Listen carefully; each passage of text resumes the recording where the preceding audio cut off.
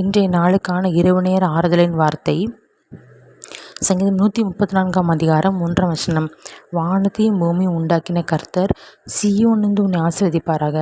இந்த கருக்குள்ள பட்டயமான வார்த்தை கேட்டுக்கொண்டிருக்கிற தேவ ஜனங்களே, கர்த்தர் வானத்தையும் பூமியும் சகல சிருஷ்டிகளையும் மரங்கள் செடிகள் குறை எல்லாம் உண்டாக்கி மனிதனையும் உண்டாக்கி அவருக்கு ஜீவ சுவாசத்தை கொடுத்து தம்முடைய சாயலாகவே படைத்தார்.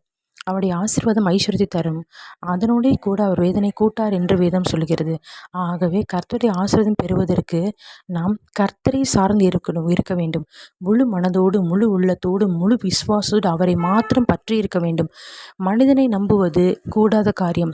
சுவாசமுள்ள மனிதனை நம்பாதே என்று வேதம் சொல்கிறது. ஆகவே கர்த்தரிடமாக நாம் நம்பிக்கை வைக்க வேண்டும்.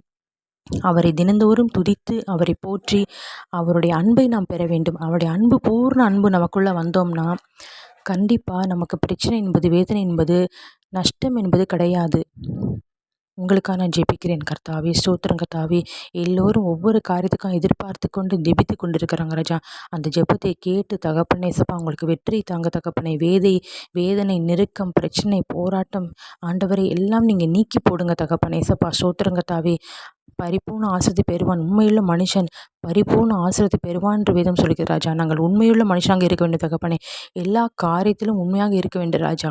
வேலை காரியத்தில் தகப்பனே சப்பா, வீட்டு காரியத்தில், குழந்தைகளை வளர்க்கிற காரியத்தில் தகப்பனே, எல்லாத்துலேயும் உண்மையாக இருக்க வேண்டும். படிக்கிற பிள்ளை வாழ பிள்ளைகள் ஆண்டவரை பெற்றோர்கள் கீழ்ப்படிந்து நடக்க கிருபை தாங்க ராஜா.